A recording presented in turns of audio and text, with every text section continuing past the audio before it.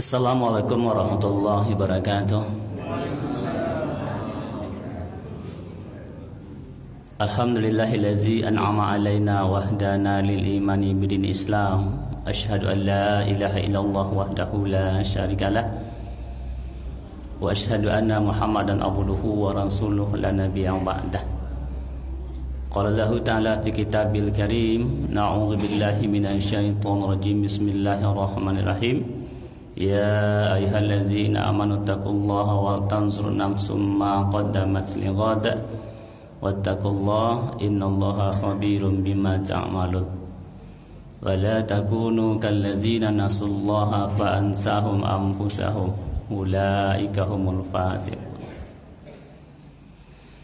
Bapak Ibu yang saya muliakan, syukur kita kepada Allah, kemudian berselawat kita kepada Nabi Muhammad sallallahu alaihi wasallam. Sehat Bapak Ibu ya? Alhamdulillah, satu karunia yang terbesar diantaranya adalah kesehatan. Qadarullah, takdir Allah, Allah dudukkan saya di sini dengan izin Allah. Kita berjumpa pada pagi hari ini menjelang Isra dalam muzakarah agama. Bapak Ibu yang saya muliakan Allah, sekarang kita sudah berada di 11 Rajab kalau tidak salah. Ya, 11 atau 10 Rajab, di mana habis Rajab Sya'ban, habis itu Ramadan. Memang beginilah rasanya, kemarin baru di Rajab, sekarang dah Rajab. Tadi doa yang dipanjatkan oleh Pak Imam kita, Allahumma barik lana fi Rajab wa Sya'ban wa balighna Ramadan. Ya Allah, berkati kami dengan bulan Rajab dan bulan Sya'ban, dan sampaikan kami ke bulan Ramadan. Bapak Ibu yang dimuliakan Allah, bulan Rajab adalah salah satu 4 di antara bulan yang haram yang dimuliakan. Ya, bulan-bulan yang agung, di mana pada bulan ini semua amal-amal dilipat gandakan dalam pahalanya. Semua amal-amal. Sebaliknya juga, apabila kemaksiatan dilakukan pada bulan ini, maka akibatnya juga sangat fatal. Nah, jadi jangan hanya kita mau dalam lipat ganda amal, ya, lalu ketika kita bermaksiat tidak ada ganjaran. Nah, Bapak Ibu yang dimuliakan Allah, maka di bulan yang agung ini kita dianjurkan untuk memperbanyak amal-amal yang besar.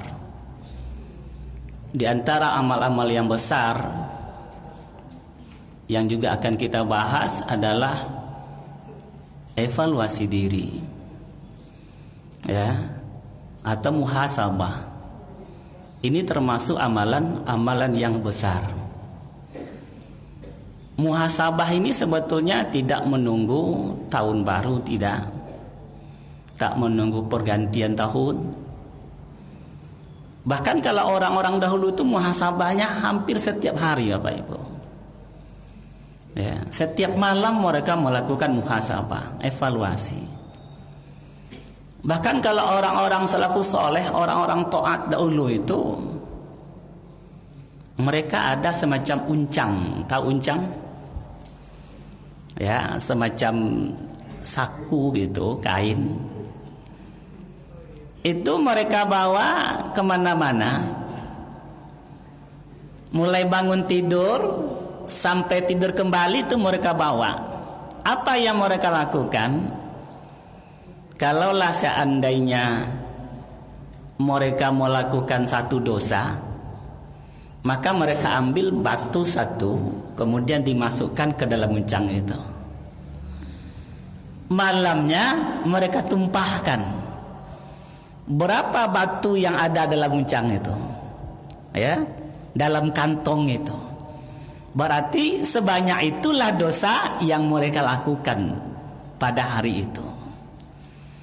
Kira-kira kita pernah tidak seperti itu? Ya, saya juga belum pernah melakukan seperti itu. Ya, Bapak Ibu yang dimuliakan Allah, Andaikan umur kita 60 tahun hari ini, andai 60 tahun umur kita, potong masa balik katalah 15, 60 kurang 15 berarti 45 tahun. 1 tahun harinya adalah 360 hari. 360 kali 45 16.200 kalau saya tidak salah. 16.200 itu harinya. Dalam artian maksud saya, kalau dalam 1 hari itu kita melakukan dosa 1 kali saja, maka selama 45 tahun kita akan membawa dosa 16.200. Itu kalau 1 kali. Kalau 1 tambah 1 tambah 1 ditambah 1, ya, tidak ada komanya Pak, tidak ada titiknya gitu kan, kali sekian umur yang kita miliki. Makanya Umar bin Khattab katakan, hasibu anfusakum qabla an tuhasibu. Sahabat Nabi radhiyallahu, hitung-hitunglah diri kalian sebelum kalian dihitung gitu. Orang yang selalu muhasabah, menghisap diri, besok hisapnya akan ringan di akhirat.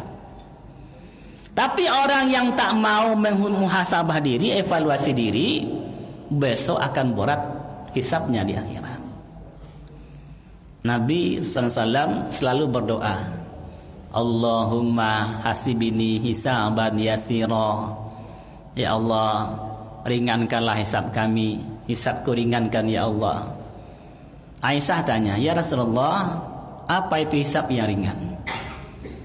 Maka Nabi jawab, hisabnya ringan wahai Aisyah, ketika catatan amalan kita sudah dibentangkan, maka Allah langsung ampuni. Itulah hisab yang ringan. Karena kalau setiap perbuatan-perbuatan kita dihisab wahai Aisyah, kita tak sanggup mempertanggungjawabkan. Begitu beratnya Bapak. Nah, diri berbahagia, apa yang nak kita evaluasi pagi ini? Ibnu Qayyim mengatakan, dalam diri manusia ini ada hak Allah. Ya. Dalam diri manusia ini ada hak Allah. Inilah yang minimal kita evaluasi. Apa hak Allah kata Ibnu Qayyim dalam diri kita ini? Sebagai sang pencipta mau lakukan sesuatu yang dicipta. Tentu sang pencipta punya hak paten. Ya, punya hak paten, Pak. Nah, yang dicipta ini mesti tahu dia hak dia kepada sang pencipta. Ya. Andaikan ada hari ini satu makanan yang sudah pakai label, makanan itu sudah pakai merek, lalu kita bikin makanan yang sama, kita tempelkan merek yang sama, ini kita akan dikasus Bapak. Ya, ini kita akan dikasus nih. Siapa yang akan mengkasus kita? Yang punya hak paten itu. Tapi kalau kita bikin satu makanan yang sama, kita tempelkan kepada itu merek yang sama, kalau kita minta izin, inilah nanti kita harus bayar fee. Ya, bayar fee. Tidak ada yang gratis. Kalau kepada sesama manusia saja kita memakai namanya saja, kita harus bayar fee. Apatah lagi kita kepada Allah, mesti kita tahu hak Allah sama kita sebagai manusia ini, sebagai yang dicipta. Ada sang pencipta yang punya hak paten, Allah Azza wa Jalla. Maka Ibnu Qayyim mengatakan, orang yang tidak tahu hak Allah sama dia, maka dikhawatirkan amal ibadahnya. Ya, dikhawatirkan amal ibadahnya, kata dia. Apa hak Allah? Menurut Ibnu Qayyim, minimal 3. 1, hak Allah di atas manusia ini adalah Allah itu untuk ditaati, bukan dimaksiati. Ya. Allah sebagai sang pencipta dan manusia sebagai yang dicipta, maka manusia ini mesti mentaati Allah, bukan dimaksiati Allah itu. Ya. Bapak Ibu yang dimuliakan, ketika seseorang bermaksiat kepada Allah, maka itu adalah satu dosa.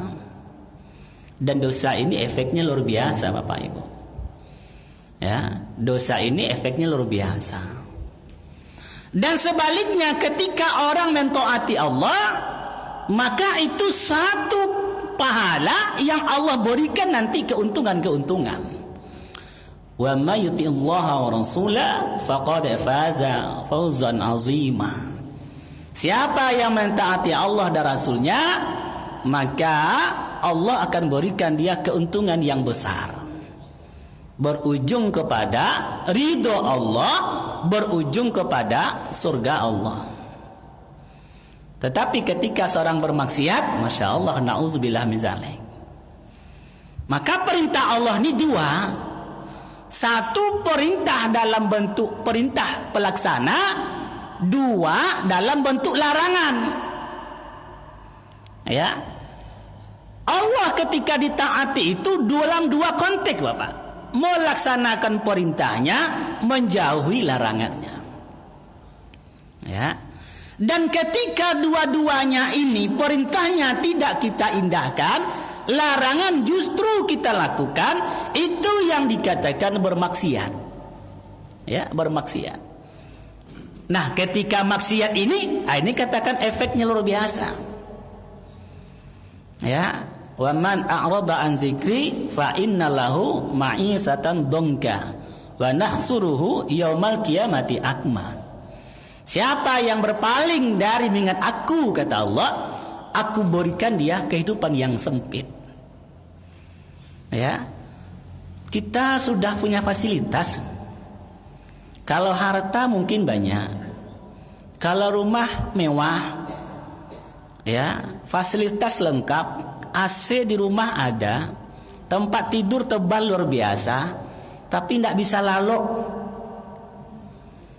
Ada tidak orang seperti ini? Ya, tidak bisa tidur, Bapak.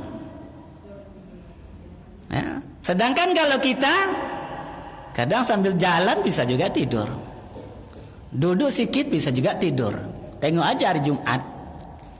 Ya, kalau sudah khatib naik mimbar, yang pertama sekali itu adalah jemaah diantaranya adalah mulai tundukkan kepala. Ya, akhirnya tertidur. Nah, Bapak Ibu yang dimuliakan Allah, ini yang mesti kita renungkan gitu. Ada nggak kira-kira perintah yang tertinggalkan atau larangan yang terkerjakan sehingga kita ini tidak mendapatkan kenikmatan hidup gitu? Karena orang-orang yang melaksanakan perintah, menjauhi larangan itu digolongkan kepada orang yang muttaqin, orang-orang yang bertakwa, dan bagi dia Allah janjikan surga. Waliman khafa maqama rabbih jannatan. Bagi orang-orang yang bertakwa kepada Allah, Allah berikan dua surga. Maka ulama mengatakan surga itu yang dua itu, kata ulama, di dunia dapat surga, di akhirat dapat surga. Artinya di dunia juga ada surga, di akhirat juga ada surga. Ya, kalau surga di akhirat tak bisa kita bayangkan. Maka kata Nabi, surga adalah semua kenikmatan ada di sana. Kata Nabi, dalam surga kalian muda selamanya, takkan pernah tua. Kalau di sini di dunia kita dari anak-anak, ya, jadi remaja, jadi dewasa, jadi tua, mati. Kadang tidak sampai tua dah mati. Di surga kita muda terus, Bapak Ibu. Umur 33 tahun. Dalam satu riwayat penduduk surga itu katakan umurnya 33 tahun. Tingginya 60 hasta. Satu hasta dari siku ke jari tengah. lebih kurang 50 cm. Kalau 60 hasta berarti meterannya adalah 30 meter. Lebarnya 7 hasta. Ya, kekuatan Nabi Musa. Nabi Musa ketika meninju malaikat maut copot matanya. Ya, hebat namanya. Malaikat maut ditinju oleh Nabi Musa, copot matanya, Pak. Ya. Ini dia di surga kenikmatan semua ada. Apa yang kita inginkan wujud, apa yang kita kepikir muncul. Dan tak pernah tua, tak pernah sakit, makan terus, minum terus, tapi tidak ada ke toilet. Nah, awak kalau 3 hari tidak ke toilet, bingung kita. Sahabat tanya, ya Rasulullah, kalau begitu jadi apa semua yang dimakan? Kata Nabi, yang dimakan itu nanti akan jadi sendawa dan akan jadi keringat, tapi baunya tak seperti sendawa di dunia. Ya, apalagi makan durian, dah bingung kita. Sendawanya harum melebihi bau misik. Ya, begitu Bapak Ibu. Nah, di dunia ini, surga di dunia ini apa? Lambang. Apa lambangnya? Penuh kenikmatan, penuh kedamaian, penuh kebahagiaan, penuh ketentraman. Itulah surga. Penuh dengan kebaikan. Ya, saya ulangi. Di dunia ini lambangnya yang kita dapatkan surga apa? Penuh kenikmatan, penuh kedamaian, penuh kebahagiaan, penuh dengan kebaikan, penuh dengan ketentraman.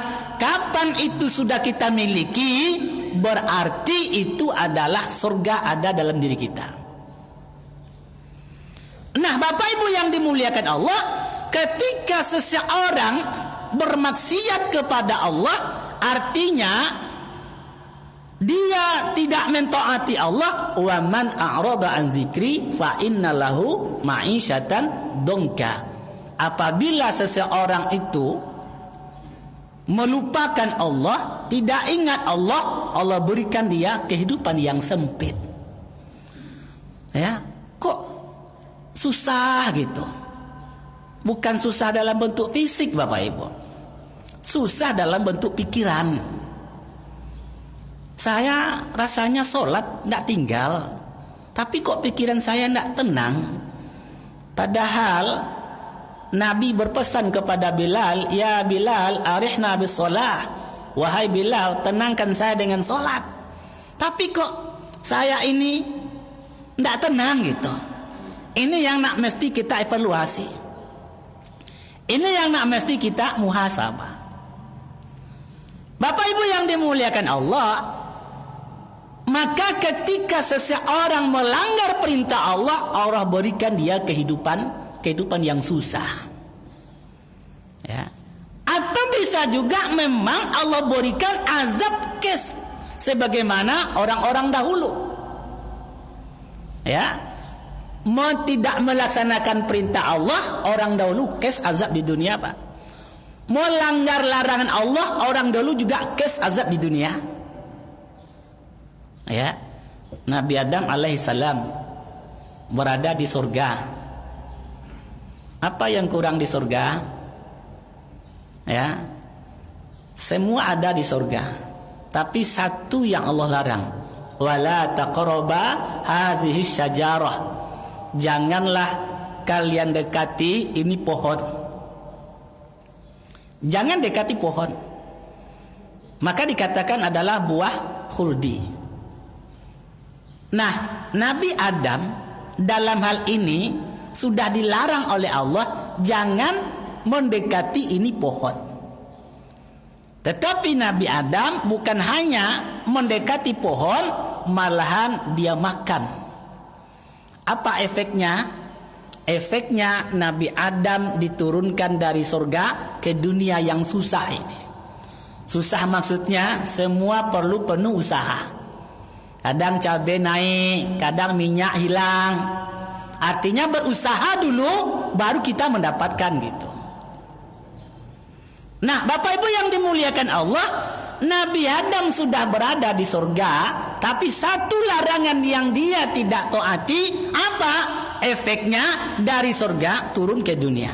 Sekarang kita berapa enggak? Ada enggak satu dalam satu hari ini kita melakukan larangan Allah gitu?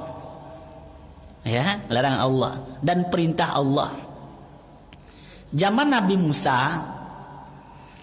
Musa itu Bapak Ibu awalnya itu sudah ditetapkan hari besarnya sama dengan kita, hari Jumat.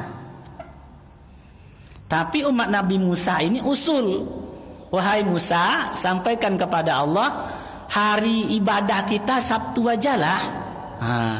Nih zaman Nabi Musa, umat Nabi Musa, hari ibadah kita Sabtu aja lah. Maka Musa sampaikan kepada Allah usulan daripada kaumnya. Allah terima usulan kaum Nabi Musa. Allah terima Bapak Ibu. Maka hari Sabtu adalah hari ibadah. Tidak ada hari yang lain-lain. Maksudnya tidak ada hari Sabtu itu hari kerja. Ya, hari Sabtu total adalah ibadah. Berlalu waktu, maka mereka beribadah pada hari Sabtu. Ya. Kemudian datang ujian. Apa ujian? Hari Sabtu itu Bapak Ibu muncul ikan. Ikan sebanyak mungkin di hari Sabtu, mengapung-ngapung. Hari Jumat ikannya hilang. Hari Ahad ikannya hilang. Hari Sabtu ikannya mengapung-ngapung. Ya, selain hari Sabtu ikan hilang. Buat bayangkan, kalau kita hari ini Masya Allah, kita kehidupan kita nelayan Mama. Ya, tahu-tahu kita sudah tekan kontrak nih sama Allah hari Jumat nih, hari ibadah. Ya, masih mendingan longgar, kita masih bekerja. Tapi ada enggak di antara umat Islam yang laki-laki yang tak sholat Jumat? Ada enggak? Kalaulah datang seluruh laki-laki ke masjid hari Jumat itu tidak muat di mana masjid aja. Ya. Salat Jumat itu saja gitu kan. Satu kewajiban bagi laki tidak bisa ditawar. Nah, umat Nabi Musa hari Sabtu itu tidak boleh melakukan kegiatan apa-apa. Kita hari Jumat hari besar kan. Tapi kita masih bisa menggaleh. Ya, masih bisa mencari piti.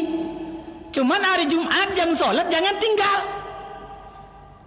Tapi masih banyak umat Islam yang laki-laki yang diwajibkan hari Jumat itu justru tidak ada hari Jumat itu. Masya Allah. Nah Bapak Ibu yang dimuliakan Allah, ini umat Nabi Musa, hari Jumat mereka kerja, hari Ahad mereka kerja, hari Sabtu khusus adalah untuk beribadah. Ikan muncul pada hari Sabtu. Mulai-mulanya mereka mampu untuk tidak tergiur. Tapi lama-kelamaan ada satu orang muncul akal bulus dia. Apa dia lakukan? Yang tak boleh kan cuman hari Sabtu. Ya. Hari Jumat mereka dia tahan jaring. Ya, sehingga hari Sabtu ikan muncul, kemudian ikan itu masuk jaring, tidak ada yang lepas satu pun juga. Nah, kapan dia ambil? Hari Ahad. Kan yang tidak boleh hari Sabtu, Pak. Hari Jumat dia taruh jaring, jala, hari Ahad dia ambil ikan itu. Yang tidak boleh hari Sabtu. Menurut akal ya biasa-biasa saja. Ya, ada. Ketika itu terjadi berapa kali, ketika dia bakar ikan, tercium oleh warga. Kok ada ikan hari ini? Siapa yang bakar ikan? Dicari-cari, diselit-selit, jumpa orangnya, satu orang itu. Ya, sudah diingatkan, dia bilang tidak ada. Tidak ada nangkap ikan hari Ahad, tidak ada. Hari Sabtu tidak ada. Memang dia hari Sabtu nangkap ikan. Cuman jaring ditahan hari Jumat, diambil hari Ahad gitu. Nah, Bapak Ibu yang dimuliakan Allah, akhirnya diingatkan terus, ditanya dari mana sumber ikan. Dijelaskanlah, kalau kalian mau, ini dia. Kalau kalian mau boleh aja. tahan hari Jumat jaringan, jala hari Ahad ambil ikannya. Nah, sebagian penduduk tergiur. Ya, maka mereka mulai terang-terangan hari Jumat naruh jala, hari Ahad ikan diambil. Hari Sabtu ikan masuk kepada jebakan jaringan. Datang orang mengingatkan, diingatkan kali, diingatkan lagi, diingatkan lagi, tidak lagi mapan dengan peringatan. Ya, apa yang terjadi? Allah katakan, "Falamma nasu ma dzukiru bihi." Maka tatkala mereka melupakan peringatan Allah, ya. Ketika mereka melupakan peringatan Allah, apa yang terjadi? Allah jadikan itu kaum yang menangkap ikan itu, kata Allah, wa kunu qiradatan khasiin. Jadilah kalian kera yang hina. Ini orang-orang yang menangkap ikan itu langsung Allah rubah bentuknya menjadi monyet, menjadi barua. Ya. Efek dari apa? Efek dari melanggar larangan Allah. Ya. Ini sudah ditentukan hari Sabtu, Bapak. Ditentukan hari Sabtu adalah hari ibadah. Mereka melakukan juga apa kata Allah ujung-ujungnya, wa kunu qiradatan khasiin. Jadilah kalian kera yang hina. Ini tempat tinggal dia tuh semacam ada gerbang. Diceritakan dalam tafsir Katsir ada gerbang. Orang-orang saudara-saudara mereka yang kemarin peringatkan berkunjung. Diketuk gerbang itu tak buka. Diketuk tak buka. Ya, karena penasaran, artinya orang-orang yang kemarin mengingatkan itu, dia tengok ke atas. Apa yang terjadi? Rupanya dalam sekelompok itu semua sudah jadi monyet. Masya Allah. Kes Bapak Ibu. Kontan. Ya. Coba bayangkan kalau hari ini kes Allah kasih. Andaikan kita bermaksiat satu maksiat saja, kemudian tumbuh rambut sini panjang sejengkal muka kita. 2 maksiat tumbuh lagi, 3 maksiat tumbuh lagi. Ya, hari-hari bermaksiat jadi apa muka kita? Saya juga pernah mendengar bahwa ada ustadz mengatakan di zaman Nabi Musa itu juga, kata dia, ketika orang bermaksiat langsung di pintu rumahnya tertulis si fulan bermaksiat melakukan dosa ini. Besok ada lagi di pintu si fulan bermaksiat melakukan dosa ini. Kalaulah kita hari ini melakukan kemaksiatan, maka pintu itu sudah penuh oleh tulisan tentang kemaksiatan kita. Maka ini yang nak perlu kita evaluasi. Ya. Ini yang nak perlu kita evaluasi. Apa? Bahwa Allah itu adalah untuk ditaati, bukan dimaksiati. Dalam segala aspek. Dalam perintah yang wajib nih, salat, puasa, zakat, haji. Ya, dalam perintah yang wajib. Salat, puasa, zakat, haji. Salat kita bagaimana? Puasa kita bagaimana? Zakat kita bagaimana? Haji kita bagaimana? Yang perempuan juga. Di antaranya nutup aurat. Walaupun perempuan yang diperintahkan nutup aurat, tapi tidak bisa dihindari dari pihak laki-laki.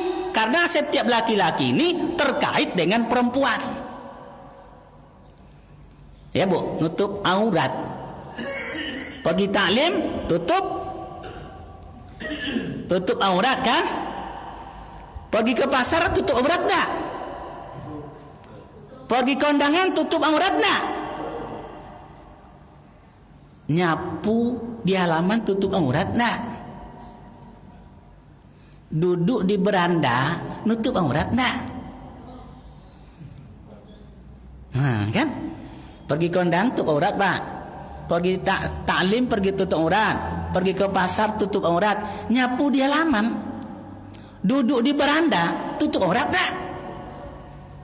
Nah, ini yang nak mesti dikoreksi. Alhamdulillah. Jangan ada orang-orang yang taklim, jangan ada orang-orang yang taklim yang tidak tutup aurat, dinyapu di halaman. Di mana nutup aurat itu? Ketika ada laki-laki yang bukan mahram, maka wajib tutup aurat walaupun dalam rumah sendiri. Sebagian kan enggak, pergi kondangan tutup aurat, ya, pergi ke pasar tutup aurat, pergi taklim dah jelas, pergi kajian dan bala dah jelas, nyapu pakai you can see, duduk di beranda tak tutup aurat. Padahal di mana laki-laki ada yang bukan mahram, di situ wajib tutup aurat. Dan ini bapak-bapak kita kena semua, karena kita punya istri perempuan kan, ya, kita juga punya anak perempuan. Perhatikan ini, karena kita akan dituntut, Pak. Kita yang akan dituntut ketika perempuan itu melakukan kemaksiatan. Nah, ini yang nak kita koreksi yang pertama dalam ketaatan. Dan ketaatan ini bukan hanya sebatas amal ritual, bukan hanya sholat, bukan hanya puasa, bukan hanya haji, bukan hanya zakat. Perbuatan agama itu adalah setiap perbuatan dalam kehidupan dari segala sisi. Segala sisi. Nabi kan hidup 24 jam. Ya, dari bangun tidur sampai tidur kembali, maka Nabi hidup seperti itu. Dan Nabi punya jabatan dan segala macam pergaulan.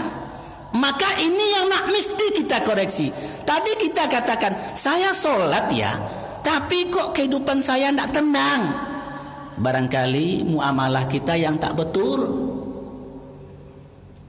Ya, barangkali jual beli kita yang tak betul. Barangkali masih ada riba dalam kehidupan kita.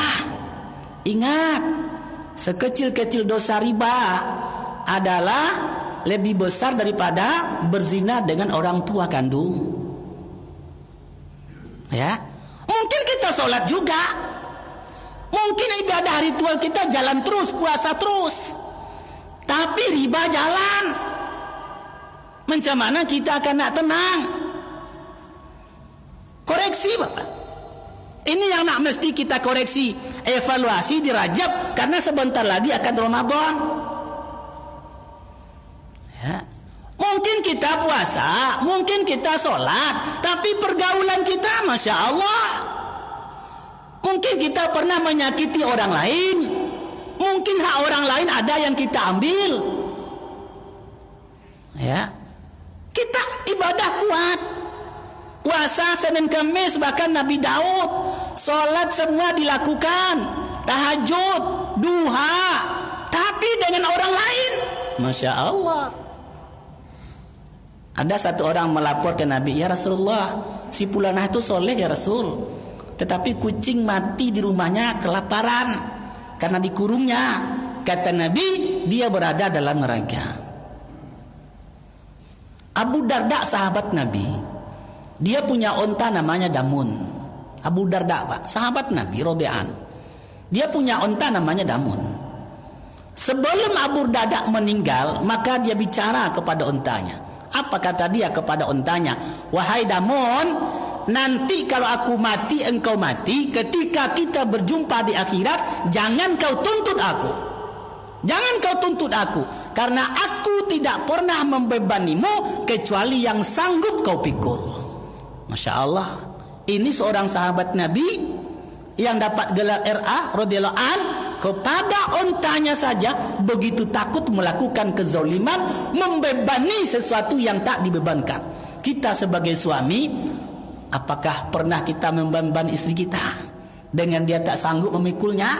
Seorang istri barangkali, apakah pernah memberikan beban kepada suami yang dia tak sanggup memikulnya? Masya Allah. Begitu juga kepada orang tua. Begitu juga seorang ibu, seorang ayah kepada anak, apakah ada beban yang tidak sanggup mereka pikul? Sedangkan Abu Darda saja kepada unta tak berani. Masya Allah. Ini yang nak mesti kita koreksi. Segala sisi Pak, segala sisi. Bukan hanya ibadah ritual, ya, tapi berhubungan dengan manusia. Juga politik. Apakah politik kita berada dalam keridhaan Allah?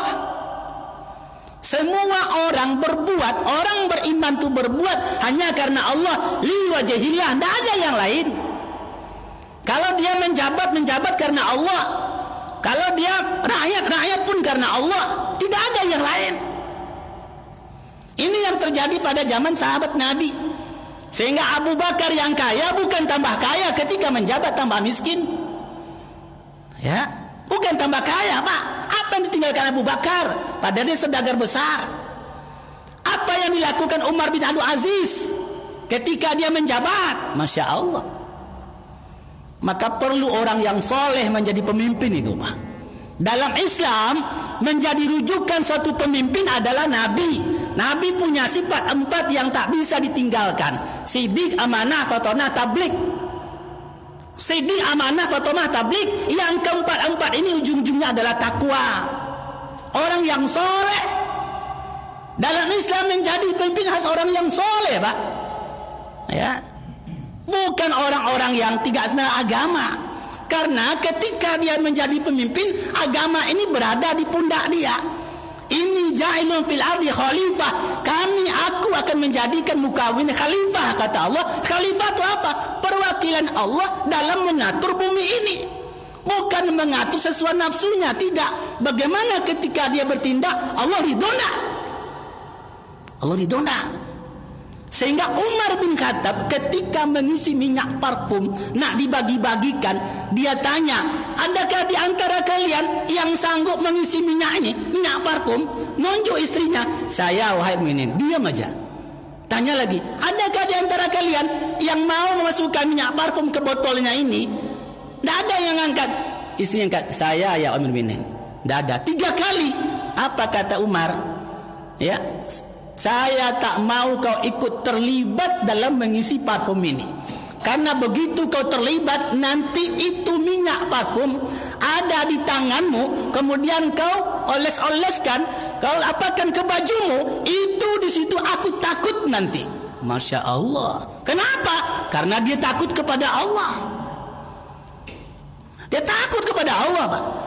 Maka Islam ini mengatur semua. Dan ini yang nak mesti kita evaluasi. Bukan hanya sekadar ibadah ritual, tapi bagaimana dalam komunikasi dengan manusia. Ya, Masya Allah. Orang hari ini berebut-rebut jadi pemimpin. Bersyukur ketika dipilih. Abu Bakar takut ketika dipilih jadi pemimpin.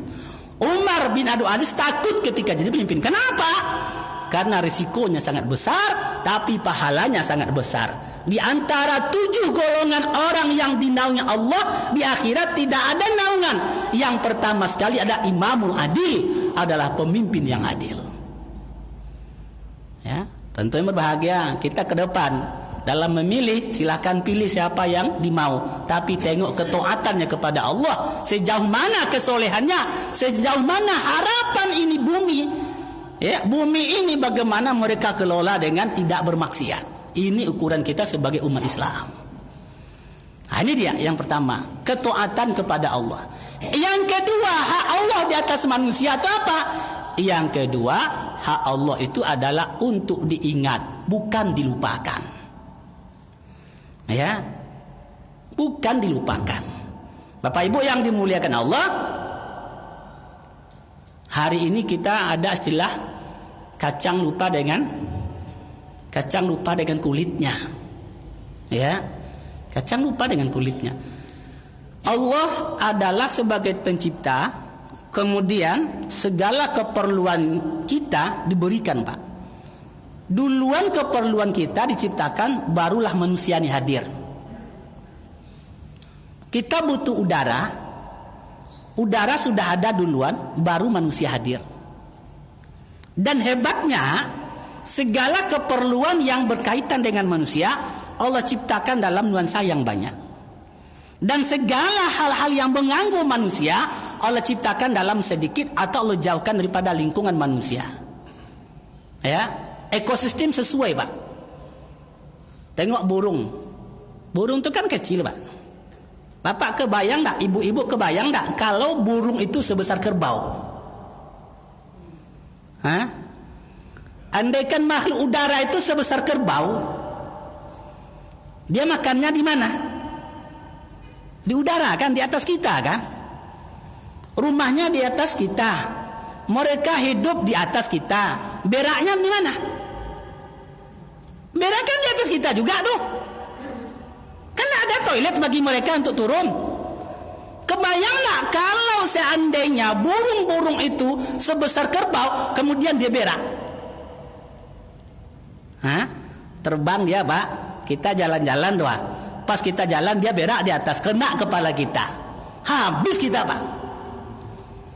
Ini bukan lucu-lucuan, bukan gitu. Tapi gitulah hebatnya Allah dalam melihara. Kebayanglah bagi kita kalau di hadapan kita ini hewan yang mengancam kita. Ya, yang ada kan ayam, ikan, di darat ikan. Coba kalau ikan di mana ada air, di situ ada ikan yang buas. Mau ke air, ikan sudah nunggu kita. Masya Allah.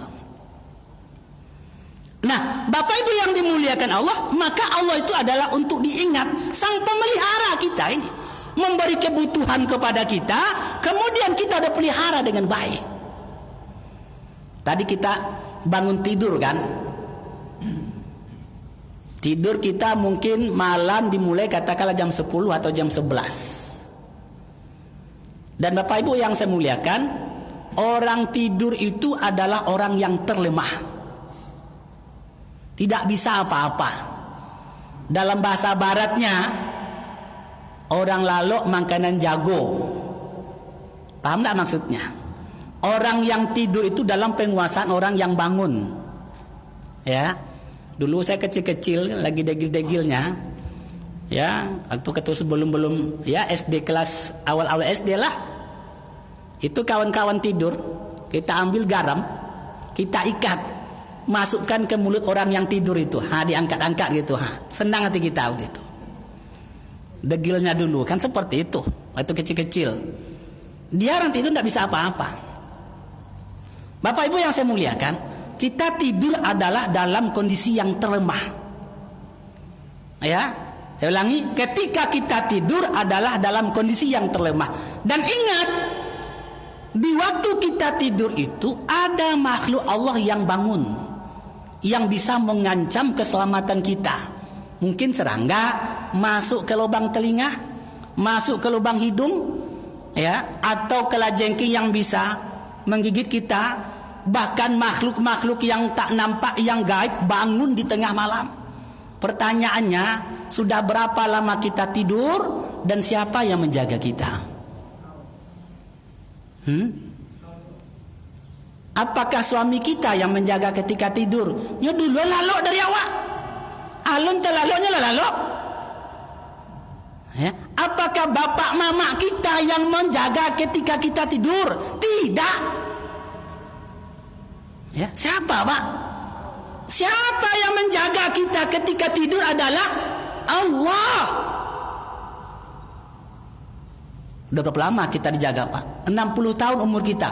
Berarti 60 tahun kita tidur nyenyak. Bukan ayah bunda kita yang menjaga, bukan suami istri kita yang menjaga, bukan anak kita yang menjaga. Yang menjaga adalah Allah. Begitu sayangnya Allah sama kita, sudah 60 tahun kita tidur dijaganya. Masih adakah di antara orang Islam ketika bangun tidur pelit sekali untuk memuji Allah? Apa yang kita baca ketika bangun tidur?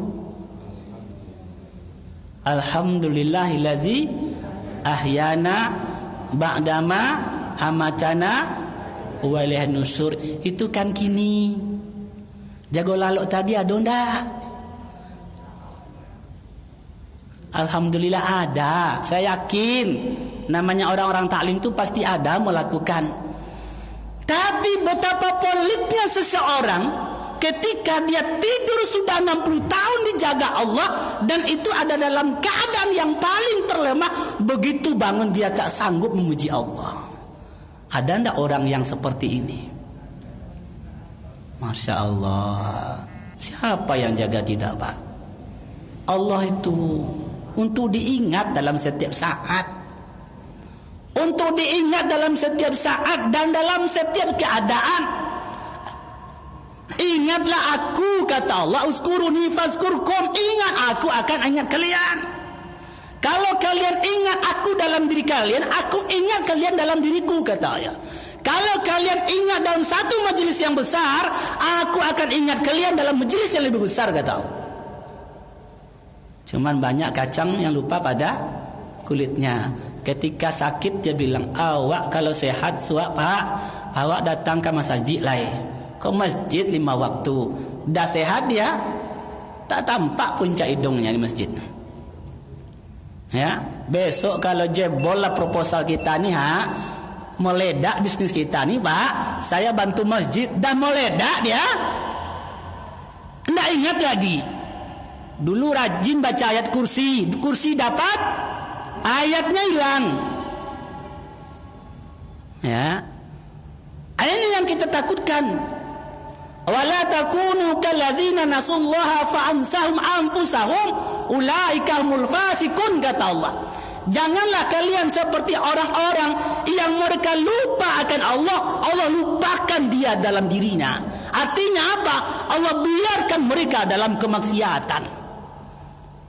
Dia rasa, dia pikir dia hebat juga, harta bertambah banyak, jabatan bertambah tinggi. Ya, fa iza farihu bima utu, ketika dia menikmati yang Allah berikan itu semua dalam bermaksiat dan tidak apa-apa, Allah nikmati, mereka nikmati itu. Kata Allah, akhazna, kami datangkan siksa kepada mereka, bakcata, sekonyong-konyong, faizahum mubelisun, pada saat itu mereka berada dalam kebingungan. Nah, inilah hak daripada manusia kepada Allah. Terakhir yang ketiga, Allah itu adalah untuk disyukuri, bukan dikufuri. La in syakartum la azidannakum wa la in kafartum inna azabi lasyadid. Masih surah Pak? Masih ada? Nah. Ya, la in syakartum la azidannakum wa la in kafartum inna azabi lasyadid. Allah itu untuk disyukuri, bukan untuk dikufuri.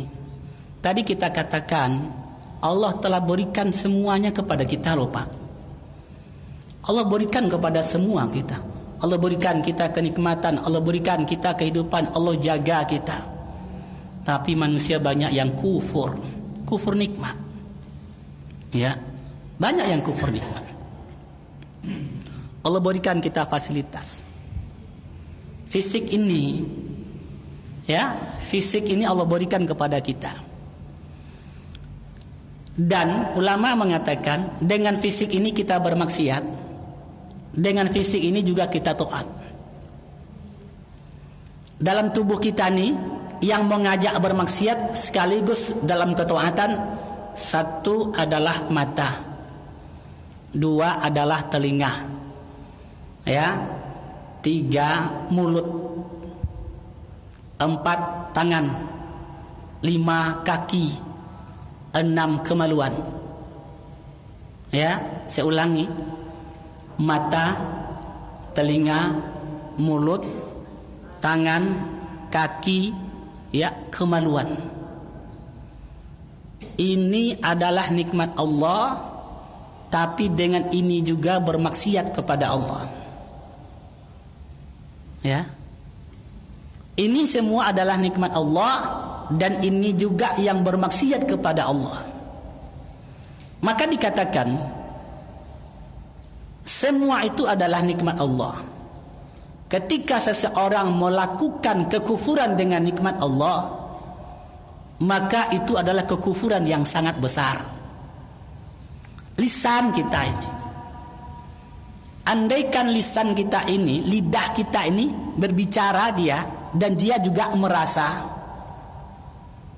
berbicara dan merasa. Hari ini orang berbicara tapi tak tahu perasaan. Ya, tak tahu perasaan. Orang mau sakit hatikah, tersinggungkah, mereka tak mikir. Padahal lidah ini adalah rasa. Bapak ibu makan cabai, makan garam, makan gula sampai di lidah rasanya sama saja, itu dikhawatirkan betul tuh Pak. Ya, makan cabai, makan garam, makan gula, semua rasa di lidah. Ya, itu sakit tuh Pak. Ya, itu di karantina tuh. Itu banyak duitnya tuh obat itu. Banyak Pak. Maka ulama katakan ketika komponen fisik ini dibawa dalam kemaksiatan, maka itu adalah kekufuran yang paling besar. Kekufuran yang paling besar. Mata juga seperti itu. Ya, dengan mata kita bermaksiat, tapi dengan mata mengantarkan orang ke surga loh. 2 tetesan yang bisa memadamkan api neraka kata Nabi. Tetesan mana? Tetesan darah ketika tumpah di jalan Allah, kemudian tetesan air mata mengingat dosa-dosa masa lalu. Diceritakan dalam Mukasyafatul Qulub bahwa itu air api neraka sudah dihidupkan. Orang sudah pada takut, tidak bisa untuk menghindari. Datang Jibril membawa semangkuk air, diberikan kepada Rasulullah SAW. Maka Jibril katakan, ya Rasulullah, siramkan air ini ke api itu. Maka ketika air itu disiramkan dengan api itu padam seketika. Nabi heran, air apa ini wahai Jibril? Kata Jibril, inilah air mata umatmu yang ketika dia ingat dosa-dosanya, dia menyesali dan air mata itu tumpah. Maka kita katakan, dengan mata ini kita mengantarkan ke neraka, dengan mata ini juga kita diantarkan ke surga. Maka betapa banyak orang dengan fisik ini sampai ke neraka Allah, baik dengan tangan, baik karena mata, baik karena kebaluan, baik karena kaki, ataupun karena tangan. Maka Allah adalah untuk disyukuri. Ayo kita bawa fisik kita ini semakin hari semakin menua, semakin hari semakin menua. Bukan kita tambah kuat, tapi tambah lemah. Makin dekat kepada kubur, makin dekat kepada kubur. Bagaimana fisik kita ini wafat ketika Allah ridho kepada kita. Ya, berakhir dengan husnul khatimah. Subhanakallah bihamdik, asyhadu an la ilaha illa anta, astaghfiruka wa atubu ilaik. Assalamualaikum warahmatullahi wabarakatuh.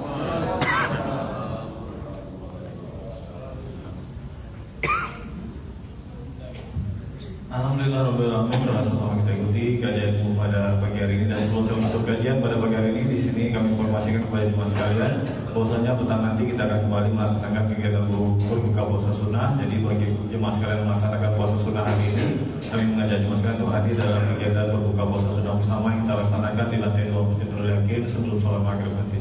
Atas perhatian dan kehadirannya, ucap terima kasih. Assalamualaikum warahmatullahi wabarakatuh.